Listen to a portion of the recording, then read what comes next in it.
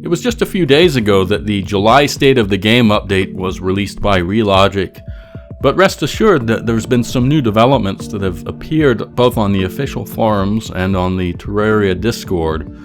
And so I wanted to create this video just to go over them. No less than 4 different people made comments, both from Relogic and 505 Games, and they cover a multitude of topics. And the final comment from MrGameTheory I think is something you're going to want to hear, so stay tuned and I'll just go through them all in sequence. I'm going to start with some commentary on the mobile controls that was addressed by Loki. A forums user wrote, "Will we be able to still jump and fly with the movement joystick? It probably would be very hard to only use separate buttons. Or are there options to enable that? Also, will there be graphics settings to have so people with lower end and high end phones can make the game playable for themselves, giving correct graphics with 30 to 60 frames per second to themselves?"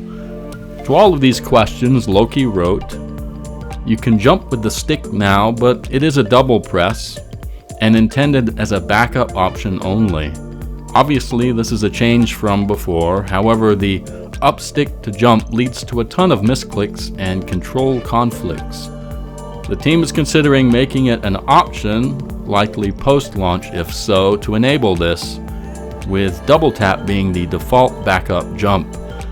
But it will be with a heavy dose of caveat emptor should you turn it on. Honestly, the controls do have a learning curve versus what you might be used to, but if you take the time to work through that and settle into your own new style, that is going to serve you very well in the long term. Whereas before the goal was simple to learn but limited, which is why things like grappling are a pain, the goal here was full functionality but may have a learning period."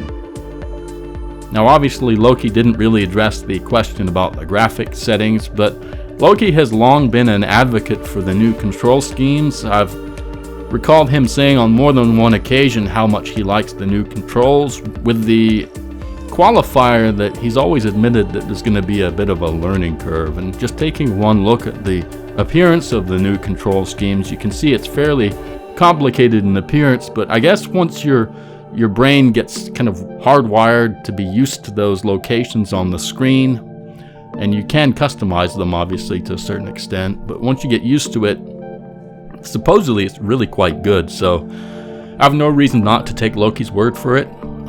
He seems to be very enthusiastic about the game, so here he is just kind of explaining what he's said to us before.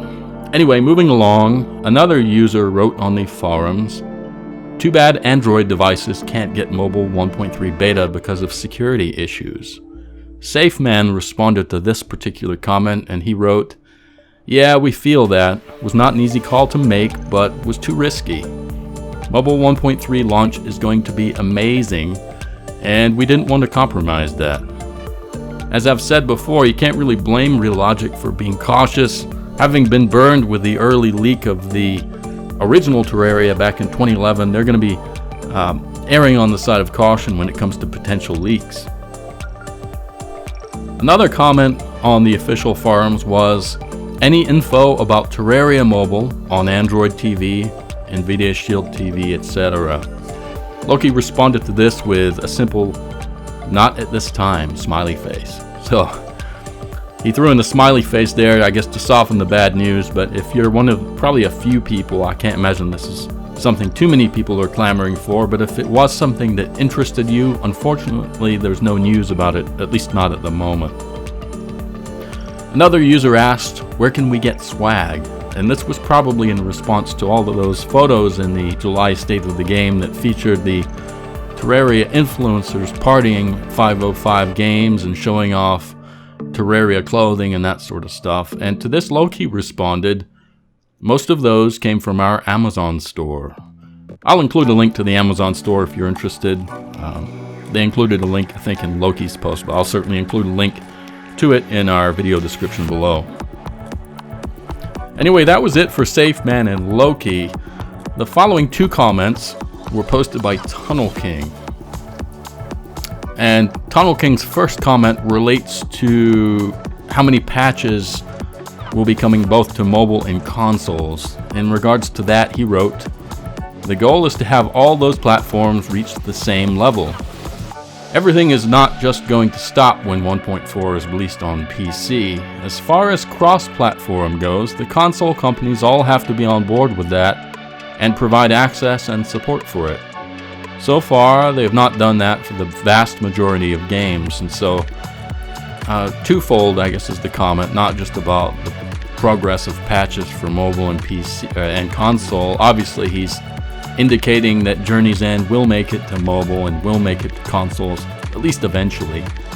He also indicated that when it comes to cross-platform play, there's a lot that's simply not in Relogic's hands, and they don't want to oversell the potential for cross-platform play given all of the roadblocks that are in place from the console companies themselves. So, not great news there, but also not entirely unexpected news either. Anyway, Tunnel King had one more comment, and this relates to, I think, someone's lamentation about how long it's been since Mobile Terraria was patched. Tunnel King wrote, "No one is bragging about a 3-year gap in updates and fixes. The contractor who made the current version hasn't been associated with Relogic or 505 games since that last version, and we're now on third contractor to make updates for it. I don't mean that as an excuse, but as an explanation. We're aware of the issues and reviews. At this point, it makes no sense to stop and fix issues in the current version. The 1.3 version is very close and should address most, if not all, of the issues with the current version, as well as add a ton of new content and features, and it will be a free update for anyone who already has the current version." And Tunnel King is certainly correct. Mobile 1.3, although he didn't say it, uses a completely new code base, so it really wouldn't make sense to delay Mobile Terraria 1.3 for the sake of fixing the code for Mobile Terraria 1.2, which is really going to be tossed aside and go on the trash heap once Mobile 1.3 is here. So those are their priorities, and it's certainly very understandable that that's the case. Anyway, I promised you an interesting little tidbit to end the video, and this following comment was posted by MrGameTheory, who's really the PR guy for 505 Games and is doing all the announcements for the mobile beta. He actually wrote this week on the Terraria Discord, "Hello Terrarians. So far, the Terraria mobile beta has been phenomenal. DR Studios has done an incredible job of finding and fixing 1.3 mobile issues at lightning speed. It is because of DR Studios and their legendary team that I can say we are truly getting really close to the 1.3 mobile update. It is because of this amazing progress and our proximity to the mobile update that we are deciding to close off adding new members to the mobile beta." Well, that's pretty nice news, isn't it? Now, he did follow this up by having the last batch of beta applicants get admitted into the beta, but there's a lot to take away from just that one paragraph that MrGameTheory wrote. You get language like lightning speed. He said things like, "We're truly getting really close," and that sort of thing. Amazing progress. And so it sounds to me like, first of all, they had probably done a lot of work before the beta even began with all of the internal testing they'd spoken about. But setting that aside, it sounds like they're doing a really good job of accepting feedback from the current beta testers and implementing fixes at a quite good clip for them to use language like proximity to the mobile update and that sort of thing. And it's apparently good enough that they're not even adding any new beta testers. So with any luck, this means that we're not too far away from the big day when Mobile 1.3 is released.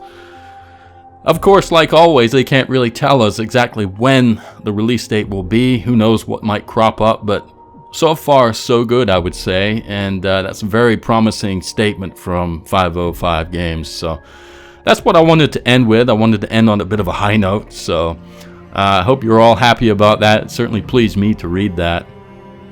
Anyway, thanks for watching. That's it for now. I'll keep my eyes to the forums and everywhere else for any morsels of news that may come along. Thanks as always for watching, and take care, guys. I'll see you next time.